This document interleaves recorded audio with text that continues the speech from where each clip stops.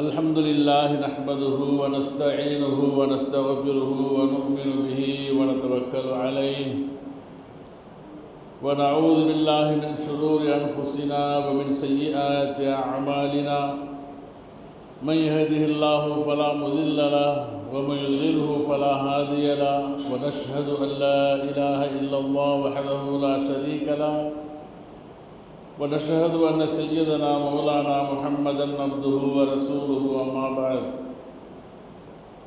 أعوذ بالله من الشيطان الرجيم بسم الله الرحمن الرحيم للفقراء المهاجرين الذين أخرجوا من ديارهم وأموالهم يبتغون فضلا من الله ورضوانا وينصرون الله ورسوله أولئك هم الصادقون صدق الله العظيم. وقال نبينا صلى الله عليه وسلم المسلم من سلم المسلمون من لسانه ويده والمهاجر من هاجر ما نهى الله عنه صدق النبي صلى الله عليه وسلم. السلام عليكم ورحمة الله وبركاته. அன்பிற்கும் கண்ணியத்திற்கும் உரிய அல்லாஹ்வின் நல்லடியார்களே, அல்லாஹு தஆலாவின் மாபெரும் கிருபையினால் இஸ்லாமிய ஹிஜ்ரி புத்தாண்டு 1446 ஆண்டிலே அதன் முதல் மாதமாக இருக்கக்கூடிய முஹர்ரம் மாதத்தின் முந்தைய சங்கைக்குரிய சிறப்பான 10 நாட்களையும், குறிப்பாக அந்த நாட்களிலே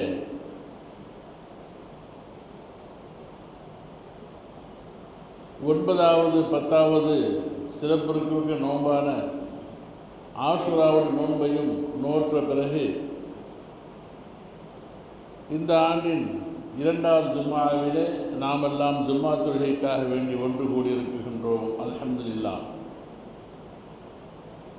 இந்த உலகம் நிறைய மதங்களையும் மார்க்கங்களையும் சந்தித்திருக்கின்றது. இந்த உலகம் சந்தித்த மதங்கள் மார்க்கங்களிலேயே மிக உயர்ந்த உன்னதமான சிறந்த தலையான ஒரு மார்க்கம் என்று சொன்னால் அது தீனுல் இஸ்லாம் என்று சொல்லக்கூடிய இஸ்லாமிய மார்க்கத்தை தவிர வேறு எந்த மார்க்கமும் இல்லை. காரணம் என்னவென்றால், ஏனைய மதங்கள் ஏனைய மார்க்கங்கள் மனிதர்களால் உருவாக்கப்பட்டது, மனிதர்கள் கண்டுபிடித்த மார்க்கம் அது. ஆனால் இந்த தீனுல் இஸ்லாம் இருக்குகின்றதே, இது மனிதர்களால் உருவாக்கப்பட்டதல்ல. இன்ன தீன இந்தல்லாஹில் இஸ்லாம், அல்லாஹு தஆலாவுடைய மார்க்கம், என்னுடைய மார்க்கம் என்பதாக அல்லாஹு தஆலா என் வசத்தில் இருந்து வந்த மார்க்கம் எனக்கு உகந்தது என்பதாக அல்லாஹ் சொல்லி காட்டுகின்றான். அப்படிப்பட்ட இந்த தீனுல் இஸ்லாத்தை உலக மக்களுக்கெல்லாம் சென்று சொல்ல வேண்டும், உலகமெல்லாம் பரவ வேண்டும் என்பதற்காக வேண்டி அல்லாஹ்வின் தூதர் அருமை நபி ஸல்லல்லாஹு அலைஹி வஸல்லம் அவர்களும் சஹாபா பெருமக்களும் இந்த தீனுல் இஸ்லாத்தை உலகமெல்லாம் பரப்புவதற்காக சொல்லுவதற்காக புறப்பட்ட அந்த பயணத்திலே அவர்கள் சந்தித்த அவர்கள் சுகித்த கஷ்டங்கள் சிரமங்கள் கொஞ்சம் நஞ்சமல்ல. அந்த சஹாபா பெருமக்கள் தங்களுடைய ஊரை உற்றாரை உறவினர்களை தங்களுடைய வீடு வாசல்களை சொத்து சுகங்களை எல்லாம் அல்லாஹ்வுக்காக வேண்டி வெறுத்து ஒதுக்கி ஹிஜ்ரத் என்று சொல்லக்கூடிய அந்த புனித பயணத்தை அவர்கள் துவங்கவில்லை என்று சொன்னால், மக்காவை விட்டு ஹிஜ்ரத் செய்து அவர்கள் வெளி ஊர்களுக்கு செல்லவில்லை என்று சொன்னால், இந்த தீனுல் இஸ்லாம் அந்த மக்கத்து மலைகளுக்கு மத்தியிலே அது மங்கி போயிருக்கும். அந்த தீனுடைய இஸ்லாம் என்று சொல்லக்கூடிய தீபத்தை உலகமெல்லாம் பரவி இருக்க முடியாது. இதை உலகமெல்லாம் கொண்டு சேர்ப்பதற்காக வேண்டி என்று அவர்கள் பட்ட துன்பங்கள் கஷ்டங்கள் சிரமங்கள் சொல்லி முடிக்க முடியாது. இஸ்லாமிய வரலாற்றை, ஹிஜ்ரத்தினுடைய வரலாற்றை, சஹாபாக்கள் பட்ட துன்பங்களை அவைகளை நாம் அலசி ஆராய்ந்து அதை பார்க்கும் பொழுது மிக பெரும் கஷ்டத்தை உண்டாக்கக்கூடிய அளவிற்கு, எந்த அளவிற்கு என்று சொன்னால் கண்ணீர் விட்டு அழகக்கூடிய அளவிற்கு அது வலி நிறைந்ததாக, துக்கம் நிறைந்ததாக, கஷ்டம் நிறைந்ததாக இருக்கும். அவ்வளவு பெரிய கஷ்டங்களை தாங்கி தங்களை அல்லாஹ்வுக்காக அர்ப்பணித்து தீனுல் இஸ்லாத்தை இந்த உலகமெல்லாம் பரப்புவதற்காக அவர்கள் ஊரை விட்டு புறப்படுகின்றார்கள். அவர்கள் புறப்பட்டு வந்த பாதை இருக்குகின்றதே மிக மிக சிரமமானது. இந்த இஸ்லாம் வந்த வழி இருக்குகின்றதே நம் அளவிலே வந்து சேர்ந்திருக்கின்றது அல்லவா. இந்த இஸ்லாம் நம் கையில் வந்து சேருவதற்கு அவர்கள் பட்ட கஷ்டங்கள், அவர்கள் எடுத்துக்கொண்ட முயற்சிகள், கடந்து வந்த பாதைகள் கரடுமுரடானவை, சொல்ல முடியாதவை, மேடு பள்ளங்கள் நிறைந்தவை, முள் புதர்கள் நிறைந்தவை, விஷச்செடிகள் நிறைந்தவை, விஷமிகள் நிறைந்தவை. இவைகளையெல்லாம் அவர்கள் தாக்குண்டு சமாளித்து அதிலிருந்தெல்லாம் வென்றெடுத்து வந்துதான் இந்த உலகமெல்லாம் இஸ்லாம் பரவுவதற்கு ஒரு காரணமாக இருந்தார்கள். அதன் காரணமாகத்தான் இன்று நாம் முஸ்லீம்களாக, நான் இஸ்லாம் என்பதாக நாம் பெருமை பேசிக் கொண்டிருக்கின்றோம் பெரியார்களே. அப்பேற்பட்ட அந்த சஹாபா பெருமக்களுடைய தியாக வரலாறு, அவர்கள் செய்த அந்த மிகப்பெரிய அந்த உழைப்பு உலக மக்களுடைய மனங்களிலே கியாமத்துடைய நாள் வரையிலே முஸ்லீமாக இருக்கக்கூடிய ஒவ்வொருவர்களும் மறந்துவிடக்கூடாது என்பதற்காக வேண்டிதான் இஸ்லாமிய நாட்களை, இஸ்லாமிய நேரங்களை, இஸ்லாமிய காலங்களை, வருடத்தை அந்த ஹிஜ்ரத்தை கொண்டு ஆரம்பிக்கப்பட்டிருக்கின்றது. அவ்வளவு கஷ்டமான வேலை. அன்று ஹிஜ்ரத் மட்டும் நடந்திருக்கவில்லை என்று சொன்னால் இன்று இஸ்லாத்திற்கு உலகத்தில் வேலை இல்லை. அந்த அளவிற்கு முக்கியமான ஒரு செயலாக அந்த ஹிஜ்ரத்துடைய அமல் அமைந்திருந்தது நாம் பார்க்கின்றோம். இந்த உலகத்திலே ஒரு கணக்கின் பிரகாரம் கணக்கியலாளர்கள் ஒரு கணக்கெடுத்து வைத்திருக்கின்றார்கள். இஸ்லாமியர்களுடைய எண்ணிக்கை என்ன, இஸ்லாமியர்கள் எவ்வளோ பேர் உலகத்தில் இருக்கிறாங்க என்ற எண்ணிக்கையை ஏறக்குறைய அவர்கள் ஒரு கணக்கெடுத்து சொல்லும் பொழுது 150 கோடியிலிருந்து 157 கோடி வரையில் இஸ்லாமியர்கள் வாழ்வதாக சரித்திர குறிப்பொன்று சமீபத்தில் எடுக்கப்பட்டிருக்கின்றது ஒரு கணக்கு. அதில் நாமும் தான் இருக்குகின்றோம். அந்த இஸ்லாமியர்கள் ஒவ்வொருவர்களும் உலகம் பூரா வாழக்கூடியவர்கள் பெருமையாக பேசிக்கொள்வதுண்டு. நாங்கள் இஸ்லாமியர்கள் யாருக்கும் தலை சாய்க்க மாட்டோம், அல்லாஹ் ஒருவனை தவிர. அல்லாஹ்வே எங்களுடைய ரப்பாக இருக்குகின்றான். நாயகம் பெருமானார் ஸல்லல்லாஹு வழிதான் எங்களுடைய வழி. நாங்கள் அல்லாஹுக்கு கட்டுப்பட்டவர்கள், தீனுக்கு கட்டுப்பட்டவர்கள், சொர்க்கத்திற்கு வாரிசுகள் நாங்கள் தான், எங்களுக்கென்றே சொர்க்கம் படைக்கப்பட்டிருக்கின்றது என்பதாகவெல்லாம் பெருமையாக எல்லோரும் பேசிக்கொள்வதுண்டு. ஆனால் அந்த பெருமை பேசிக்கொள்ளக்கூடிய அளவிற்கு காரணமாக இருந்தவர்கள், வேறாக இருந்தவர்கள், விழுதாக இருந்தவர்கள் அந்த சஹாபா பெருமக்களுடைய அந்த சிந்தனை நம்மிடத்தில் வருவதில்லை. காலண்டர்களிலே ஹிஜ்ரி என்பதாக போடப்பட்டிருக்கும், ஆனால் எந்த ஆண்டு என்ன மாதம் என்பதாக இஸ்லாமியர்களுக்கே தெரியாது. திருமண நேரங்களிலே பத்திரிகை அடிக்கும் பொழுது ஹஜ்ரத்திடத்தில் என்ன ஹிஜ்ரி வருஷம் இது என்று கேட்கக்கூடிய அளவிற்கு ஹிஜ்ராக்கள் மறந்து போய்விட்டன. மற்ற வருட கணக்கெல்லாம் ஆங்கிலத்தில் தெரியும், ஆங்கில மாதங்கள் தெரியும், தமிழ் மாதங்கள் தெரியும். ஆனால் ஒரு பிள்ளையிடத்தில், ஒரு முஸ்லீம் இடத்தில் அதிகமாக பெரியவர்களிடத்தில் கேட்கப்படுமையானால் இந்த ஹிஜ்ரியுடைய இஸ்லாமிய ஆண்டை 12 மாதங்களை சொல்லுங்களேன் என்று கேட்கப்பட்டால் மிக குறைவு. காரணம், அவர்கள் பட்ட அந்த கஷ்டங்கள் எல்லாம் நம்முடைய மனங்களிலே இன்று இல்லை என்று நாம் சொல்லுவதற்கு ஒரு வாய்ப்பாக அதை பார்க்க முடிகின்றது. அந்த அளவிற்கு சிரமப்பட்டார்கள். அப்போ இன்று வாழக்கூடிய ஒவ்வொருவர்களும் நம்ம முஸ்லீம்கள் என்பதாக பெருமையாக பேசிக்கொள்ளுகின்றோமே தவிர அதற்கு காரணமாக இருந்தவர்களை நாம் மறந்தோம். எனவே தான் அப்படி மறந்துவிடக்கூடாது என்பதற்காக சையதுனா உமர் ரலியல்லாஹு தஆலா அன்ஹு அவர்கள் தங்களுடைய ഖിലാഫத்திலே இஸ்லாமிய ஆண்டை உருவாக்கும் பொழுது அதற்கு என்ன பெயரை வைக்கலாம் என்பதாக சஹாபாக்களை கூட்டி விசாரிக்கும் பொழுது ஆளுக்கு ஒரு கருத்து சொன்னார்கள். நபிகளார் பிறந்ததை வைக்கலாம் என்றார்கள், ரசூலுல்லாவுடைய வஃபாத்தை வைக்கலாம் என்று சொன்னார்கள்.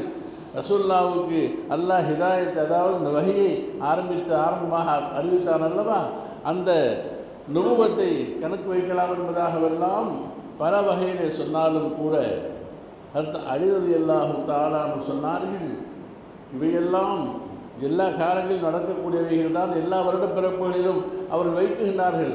ஆனால் நாம் இந்த இஸ்லாம் பரவுவதற்கு நாம் செய்த உழைப்பு முக்கியமான ஒரு செயல், அல்லாஹ் பாராட்டிய ஒரு செயல் என்னவென்று சொன்னால் ஹிஜ்ரத்தாக இருந்தது என்று சொன்ன மாத்திரத்தில் எல்லா சஹாபாக்களும் அதை ஏற்றுக்கொள்ள ஹஜ்ரத் உமர் ரலியல்லாஹு தஆலா அவர்கள் தங்களுடைய ஆட்சி காலத்திலே, அதாவது 17 ஆண்டுகளுக்கு பிறகு ஹிஜ்ராவை கணக்கு வைக்கின்றார்கள்.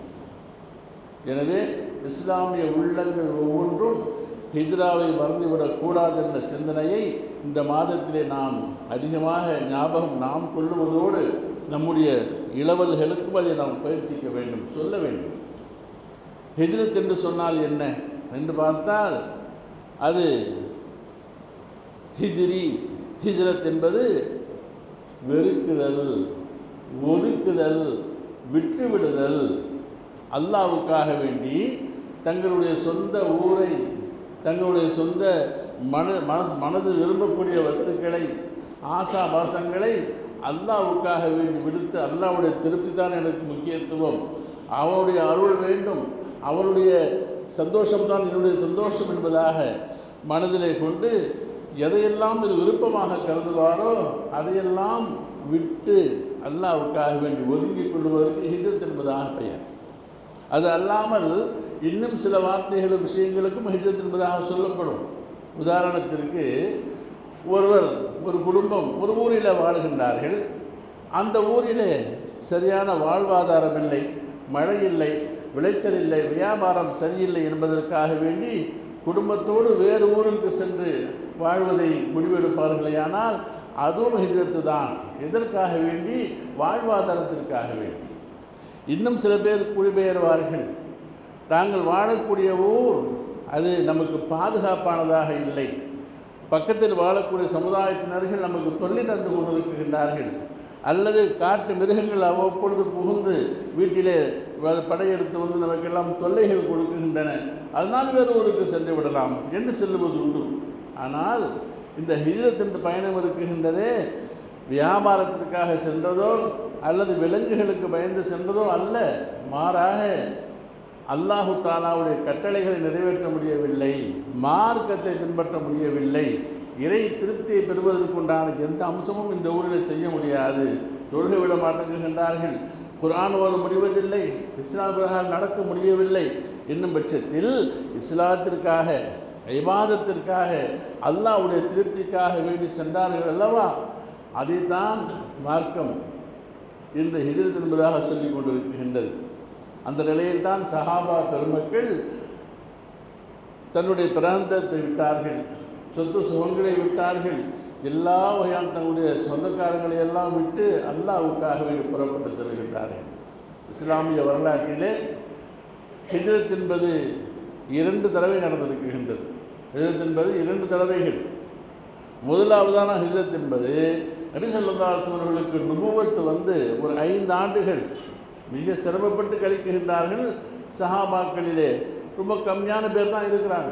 இருந்தாலும் கூட அவர்கள் இஸ்லாத்தை பின்பற்ற முடியவில்லை.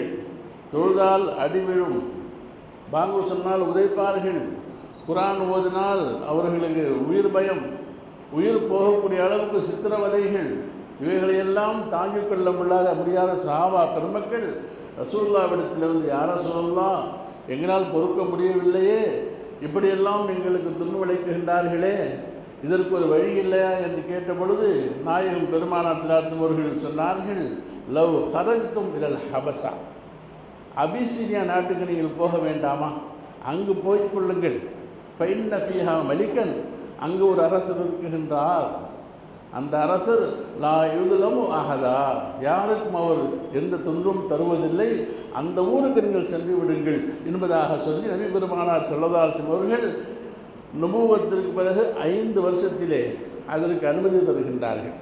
அந்த சூழ்நிலையிலே ஒரு 100 பேருக்கு உள்ளே இருக்கக்கூடிய, 100 தாண்டாது உள்ளவே இருக்கக்கூடிய அளவிற்கு உண்டான சஹாபாக்கள் மக்கள் ஆண்களும் பெண்களுமாக ஹிஜ்ரத் செய்து அபிசீனியா, இன்றைய எத்தியோப்பியா என்று சொல்லக்கூடிய நாடு இருக்கின்றது, அதன் ஒரு பகுதி அது, அங்கு செல்லுகின்றார்கள். அந்த நாட்டு மன்னன் நஜ்ஜாஷி என்று சொல்லக்கூடியவர். அந்த மன்னருடைய பாதுகாப்பை தேடி செல்லுகின்றார்கள்.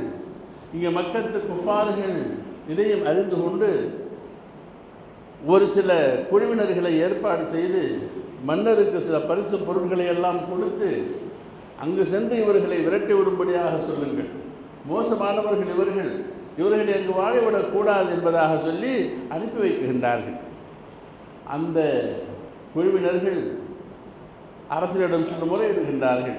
இப்படி எங்கள் நாட்டிலே இருந்து சில தீவிரவாதிகள் வந்திருக்கின்றார்கள், மோசமானவர்கள் உங்கள் நாட்டிலே வந்து புகுந்திருக்கின்றார்கள், அவர்களை வெளியேற்றுங்கள், உங்கள் நாட்டை நாசப்படுத்தி விடுவார்கள் என்பதாக இல்லாத பல செய்திகளை எல்லாம் சொல்லும் பொழுது அரசு சொல்லுகின்றார், அப்படியா, அவர்களை நான் சபைக்கு அழைத்து விசாரிக்குகின்றேன் என்று அவர்கள் அழைத்து வரப்படுகின்றார்கள். அழைத்து வந்த பொழுது அவர்களுக்கு பேசுவதற்கு தலைவராக ஜாஃபர் இப்னு அபூ தாலிப் ரலியல்லாஹு தஆலா அன்ஹு, அபூ தாலிபுடைய மகனார் அது ஜாஃபர் ரலியல்லாஹு அன்ஹு, அவர்கள் முன் வருகின்றார்கள். வந்து எப்படிப்பா இவர் சொல்வதெல்லாம் சரிதானா என்று கேட்கும் பொழுது அவர்கள் சொன்னார்கள், ஐயுகல் மலிக், அரசர் அவர்களே, நான் சொல்வதை கொஞ்சம் கேளுங்கள்.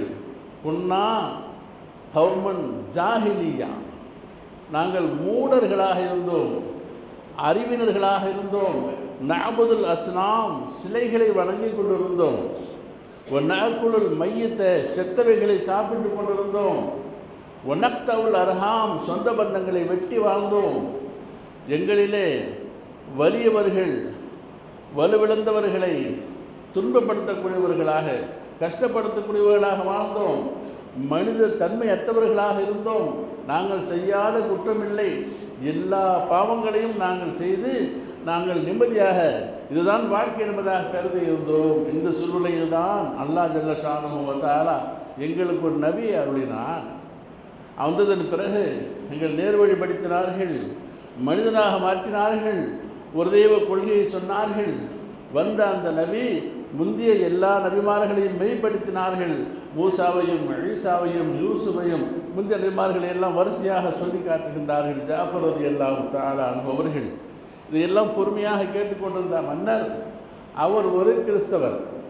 அப்படியா, இயேசுவை பற்றியும் கூட இருக்குகின்றதா, ஈசாவை பற்றியும் கூட சொல்லப்பட்டிருக்க உங்கள் வேதத்திலே? ஆம், எங்களுக்கு வேதத்திலே ஈசா அலைஹிஸ்ஸலாம் அவர்களை பற்றியும் சொல்லப்பட்டிருக்கின்றது என்று சொன்ன மாத்திரத்திலே அந்த மன்னர் சொன்னார், அப்படியாயின் உங்கள் வேத வரிகளை நீங்கள் ஓதி காட்டுங்கள் என்பதாக சொன்ன பொழுது ஜாஃபர் ரலியல்லாஹு தஆலா அன்ஹு அவர்கள் சூரிய மரியம் என்ற சூறாவை ஓதுகின்றார்கள். மரியம் என்ற சூறாவிலே கிறிஸ்தவத்திலே பைபிளிலே ஹஜ்ரத் மரியம் அலைஹிஸ்ஸலாம் அவர்களை பற்றி சொல்லாத அவ்வளவு புகழ்ச்சியை சிறப்பை அல்லாஹ் ஜல்ல ஷானுஹு வ தஆலா சூரிய மரியமிலே மரியம் அலைஹிஸ்ஸலாம் அவர்களை பற்றி கூறுகின்றார். இதையெல்லாம் கேட்ட அந்த மன்னர், நிச்சயமாக இது மனிதன் சொன்ன வார்த்தை அல்ல, மரியம் அலைஹிஸ்ஸலாம் அவர்களை நாம் ஒரு மாதிரியாக வழங்கி வைத்திருக்கின்றோம், ஆனால் கடைசி நபியாகிய ஸல்லல்லாஹு அலைஹி வஸல்லம் அவர்களுக்கு வந்த அந்த வேதம் அவர்களை மிக உயர்ந்த அந்தஸ்திலே பேசுகின்றது. நிச்சயமாக முந்தைய வேதங்களிலே சொல்லப்பட்ட அந்த கடைசி நபி இவர்தான் என்பதை நான் ஏற்றுக்கொள்கின்றேன் என்பதாக அங்கு வைத்து அவர் ஸல்லல்லாஹு அலைஹி வஸல்லம் அவர்களை ஏற்றுக்கொள்வதாக சொன்னார். இன்னும் சொல்லி அனுப்பினார், நான் நபிகளாரை நான் காண வருவேன், வந்து அவர்களுக்கு நான் உது செய்து வைப்பேன், கால்களை கழுவி விடுவேன் என்று சொல்லி வந்தவர்களை அந்த எதிரிகளை எல்லாம் திருப்பி அனுப்பி வைத்துவிட்டு நீங்கள் நல்ல விதமாக நம் நாட்டில் இருக்கலாம் என்பதாக சொன்ன அந்த வரலாறு ஆரம்ப ஹிஜ்ரத். இரண்டாவது ஹிஜ்ரத்து தான் நாயகம் பெருமானார் ஸல்லல்லாஹு அலைஹி வஸல்லம் அவர்களுடைய 13வது, அதாவது நுபுவத்திற்கு பிறகு 13வது ஆண்டு. அதிகப்படியான கலவரங்கள், இஸ்லாமியர்களுக்கு வாழ முடியாத சூழ்நிலை எந்த அளவிற்கு என்று சொன்னால், அல்லாஹ் குர்ஆனில் சொல்லுகின்றான், நபியே ஸல்லல்லாஹு அலைஹி வஸல்லம் அவர்களே உங்களையும் கூட கொல்லுவதற்கு அவர்கள் ஏற்பாடு செய்து கொண்டிருக்கின்றார்கள். உங்களை கொல்லுவதா அல்லது நாடு கடத்துவதா, எங்காயிலும் அடைத்து வைப்பதா என்றெல்லாம் உங்களை பற்றி மஷவரா செய்து கொண்டிருக்கின்றார் என்பதாக அல்லாஹ் சொல்லிவிடுகின்றான்.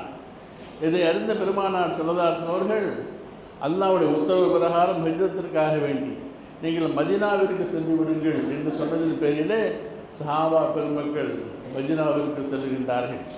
இந்த ஹிஜ்ரத் பயணம் இருக்கின்றதே 6 மாதத்திற்கோ 1 வருடத்திற்கோ போன பயணம் அல்ல. அது தங்களுடைய சொந்த பிறந்தகத்திலே இருந்து சொத்து சுகங்களை விடுத்து வீடு வாசல்களை தோட்ட துறவுகளை எல்லாம் விட்டுவிட்டு அல்லாஹ்வுக்காக செய்த புனித பயணம் அது. அப்படி சென்றவர்கள் சொகுசாக போய் சேரவில்லை, வழியெங்கிலும் அடி வாங்கினார்கள், இரத்த காயப்பட்டார்கள், பயந்து பயந்து போனார்கள். செல்லக்கூடியவர்களை பின்துரத்தி சென்று ஏதாகிலும் கையிலே மடியிலே எடுத்து செல்கின்றார்களா என்பதாக பார்த்து பிடுங்கிவிட்டு அனுப்பினார்கள். இப்படி எந்த விதமான ஒரு பொருளோ எந்த வசதியும் இல்லாமல் உடுத்திய ஆடையோடு எதற்காக சென்றார்கள்? இந்த இஸ்லாத்துக்காக வேண்டி, அல்லாஹ்வுடைய திருப்திக்காக வேண்டி, அல்லாஹ்வுடைய திருப்தி அடைந்து கொள்வதற்காக வேண்டி. அப்படி ஹிஜ்ரத் செய்த பல செயல்களிலே 2 முக்கியமான குழுவினர்கள் இருக்கின்றார்கள். ஹிஜ்ரத் செய்ததிலே முக்கிய பங்கு வகிக்கக்கூடிய கூட்டம் 2. ஒன்றாவது முஹாஜிர்கள். முஹாஜிர்கள் சொன்னால் மக்காவில் இருந்து போனார்கள் அல்லவா, இவர்களுக்கு முஹாஜிர்கள் என்பதாக பெயர். இவர்கள் இவ்வளவு சிரமங்களுக்கு மத்தியிலே மதீனா சென்று அடைகின்றார்கள், அகதிகளாக போகின்றார்கள். இந்த உலகம் அகதிகளை குறித்து எப்படியெல்லாம் ஒரு கணக்கு வைத்திருக்கின்றது. அண்டை நாட்டுக்காரன் தன் நாட்டிற்கு அகதியாக வந்துவிட்டால் அவனுக்கு குடியுரிமை எல்லாம் கிடையாது. கடைசி வரையில் அவர்கள் முகாம்களிலே தங்க வைக்கப்படுவார்கள். இதுதான் அந்த அகதிகளின் நிலை. ஆனால் உலக வரலாற்றிலே ஒரு பெரிய மாற்றமாக அகதிகளாக வந்த அந்த முஹாஜிர்களை மதீனத்து சஹாபா பெருமக்கள் நடந்து கொண்ட விதம்தான் வரலாற்றிலேயே உலக சரித்திரத்திலே மிகப்பெரிய மாற்றத்தை ஏற்படுத்தியது. இதுவரையில் அப்படி ஒரு உதவி யாரும் செய்ததில்லை. எந்த அளவிற்கு முஹாஜிர்கள் உதவி செய்தார்கள், முஹாஜிர்களுக்கு அந்த அன்சார்கள் உதவி செய்தார்கள் என்று சொன்னால், போனவர்களுக்கு முஹாஜிர்கள் என்பதாக பெயர். அங்கு அவர்களை அரவணைத்தார்கள் அல்லவா, அவர்கள் முஹாஜிரீன்கள், அவர்கள் பேர் அன்சாரிகள். இவங்க முஹாஜிர்கள், அவங்க அன்சாரிகள், உதவி செய்தவர்கள். எப்படி உதவி செஞ்சாங்க? வந்தவர்களை தன் குடும்பத்திலே ஒருவராக ஆக்கி கொண்டார்கள், தங்கள் சொத்துகளுக்கு வாரிசாக ஆக்கி கொண்டார்கள். அந்த உயர்ந்த பண்பு அல்லாஹ் அவர்களுக்கு கொடுத்திருந்தார். எந்த அளவிற்கு நாயகம் பெருமானார் ஸல்லல்லாஹு அலைஹி வஸல்லம் சொன்னார்கள், முஹாஜிர்கள் அவர்களிடம் சென்ற பொழுது அவர்கள் செய்த அந்த உதவியை அல்லாஹ் அவ்வளவு விரும்புகிறான். நான் இந்த 2 குழுவினர்களில் யாரை நீங்கள் விரும்புகின்றீர்கள் என்பதாக கேட்கப்பட்டார். நீங்கள் யாராக இருக்க விரும்புகிறீங்க? நீங்கள் ரசூலுல்லாஹ் முஹாஜிர், ஹிஜ்ரத் செஞ்சு போனவங்க. நீங்கள் முஹாஜிராக இருப்பதே உங்களுக்கு விருப்பமா, இல்லை அன்சாரியாக இருக்க விருப்பமா என்ற நேரத்தில் கேட்கப்பட்டால் நான் அன்சாரியாக இருக்க விரும்புகின்றேன் என்பதாக சொன்னார்.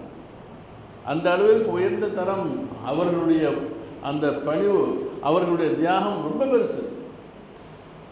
அது மட்டுமல்ல, இன்னொரு ஹதீஸில் வருகின்றது, அன்சாரிகளை நேசிப்பது ஈமானின் ஒரு பகுதி. அன்சாரிகளை நேசிப்பது ஈமானிலே ஒரு பகுதி. அந்த அளவிற்கு அவர்களுடைய ஈடுபாடு. இந்த முஹாஜிர்கள் இல்லை என்று சொன்னால் அன்சார்கள் இல்லை, அன்சார்கள் இல்லை என்று சொன்னால் இஸ்லாமே இல்லை என்று சொல்லக்கூடிய அளவிற்கு அவர்களுடைய அந்த அளவு அவர்களுடைய பணி இஸ்லாத்திற்காக அதிகமாக இருந்தது. இந்த 2 கூட்டமும் சேர்ந்துதான் இஸ்லாத்தை தூக்கி நிறுத்திய தூண்களாக இருக்கின்றார்கள். இஸ்லாம் என்று தலை நிமிர்ந்து இருப்பதற்கு காரணமானவர்கள் ஒன்று முஹாஜிர்கள், இன்னொன்று அன்சார்கள். இந்த முஹாஜிர்கள் அல்லாஹ்வுக்காக எதையும் இழப்போம், எதையும் நாங்கள் விட்டுவிடுவோம், அல்லாஹ்வுடைய திருப்திக்காக எங்களுடைய வீடு பெருசல்ல, வாசல் பெருசல்ல, தோட்டம் துறவுகள் சொத்து சுகங்கள் எதுவுமே எங்களுக்கு பெருசல்ல என்பதனை இவர்கள் இழந்து அல்லாஹ்வுடைய திருப்தி அடைந்தார்கள் என்று சொன்னால் அந்த அன்சார்கள் எதையும் நாங்கள் கொடுக்க தயார், அதில் இன்பம் கண்டார்கள். எங்களுடைய சொத்துக்களை அப்படியே உங்களுக்கு தருகின்றோம், எங்கள் அல்லாஹ்வுக்காக ஒப்படைக்கின்றோம், எங்களுக்கு அதுவும் பெருசல்ல என்பதாக கொடுக்க தயாரானார்கள். இந்த இரண்டு தன்மைகள் தான் இஸ்லாத்திலே மிகப்பெரிய ஒரு உயர்வை, சிறப்பை உண்டாக்கி வைத்தது, உலகத்திற்கு வழிகாட்டியாக இருந்தது. உலகம் இப்படிப்பட்ட ஒரு நேசத்தை, சகோதரத்துவத்தை இதுவரையும் கண்டதில்லை. அது இஸ்லாம் மட்டும்தான் காட்டச் செய்தது. எனவே தான் அல்லாஹ் ஜல்ல ஷானுஹு வ தஆலா இந்த இரண்டு குழுவினர்களை குறித்து சூரா ஹஷர் 8வது வசனத்திலும் 9வது வசனத்திலும் அல்லாஹ் தஆலா சிலாஹித்த பாராட்டு பத்திரமே வழங்கிவிட்டார். குர்ஆனில் அந்த சூரா ஹஷருடைய அல்லாஹ் சொல்லும் பொழுது, முஹாஜிர்களை குறித்து சொல்லும் பொழுது, லில் ஃபுக்ராஇல் முஹாஜிரீன் அல்லதீன உஹ்ரிஜூ மின் தியாரிஹிம் வ அம்வாலிஹிம் யப்தகூன ஃபضلا மினல்லாஹி வ ரிதுவானா. இந்த முஹாஜிர்கள் தங்களுடைய வீடுகளை விட்டும் சொத்து சுகங்களை விட்டும் விரட்டி அடிக்கப்பட்டார்கள்.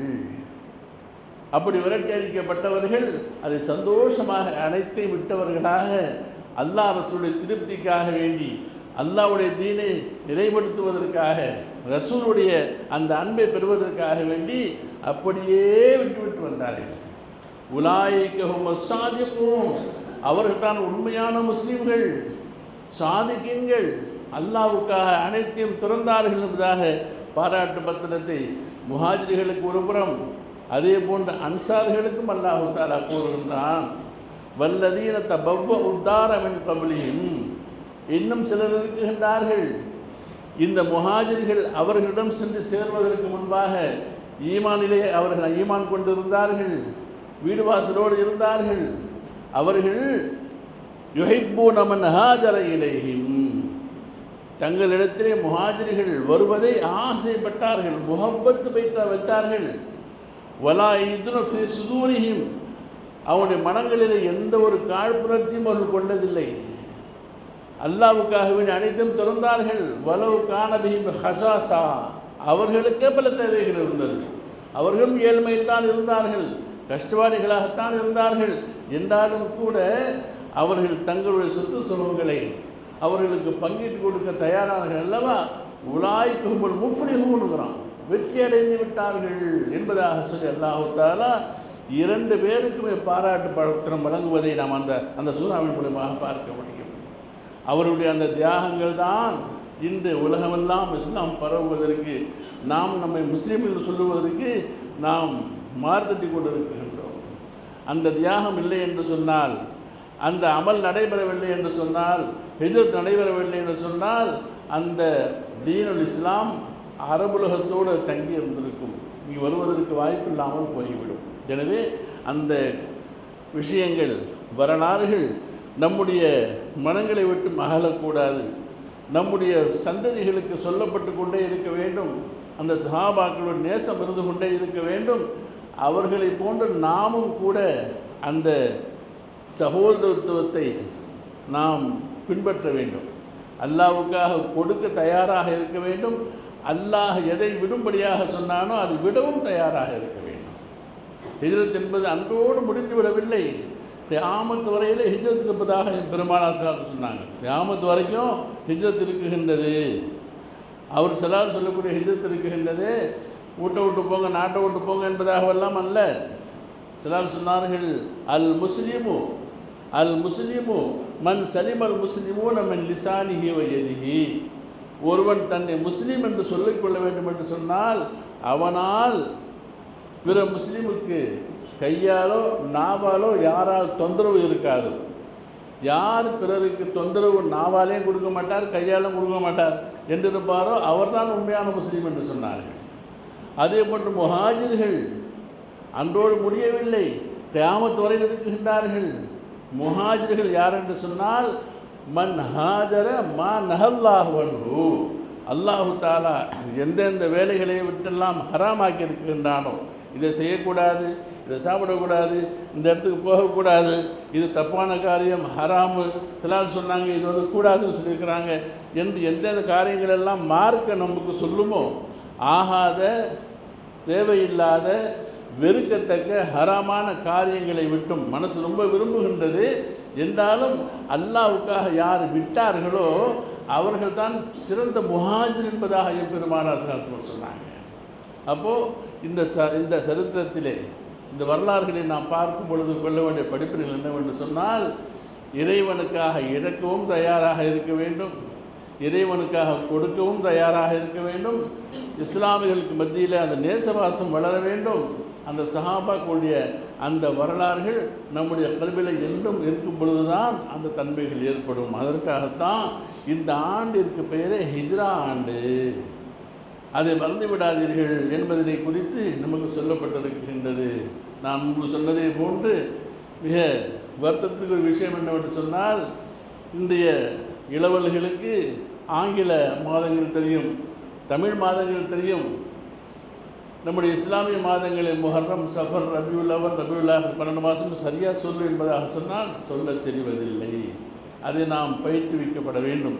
அதற்காகத்தான் மதரசாக்களில், மக்தபுகளில், அந்தந்த ஊர்களில் மதரசாக்கள், மக்தபுகள் இந்த அடிப்படை அறிவுகளை, சஹாபாக்களுடைய விழுமியங்களை, அவருடைய உழைப்புகளை, இஸ்லாமிய அந்த கடமைகளை நமக்கு போதிக்க செய்கின்றார்கள். அப்போது அந்த மக்தபுகளிலிருந்து தான் அது ஆரம்பிக்கப்பட வேண்டும் என்பதற்காக வேண்டி நாம் இந்த ஆண்டில் நம்முடைய பிள்ளைகள் சரியான முறையில் மதரசாக்களுக்கு செல்ல வேண்டும், இஸ்லாமிய கல்வியை கற்க வேண்டும் என்ற அந்த எண்ணமும் அந்த சஹாபாக்களுடைய அந்த தியாக உணர்வும் நமக்கு வர வேண்டும் என்ற அந்த நல்ல எண்ணத்தை நாம் கொள்ளுவோமாக.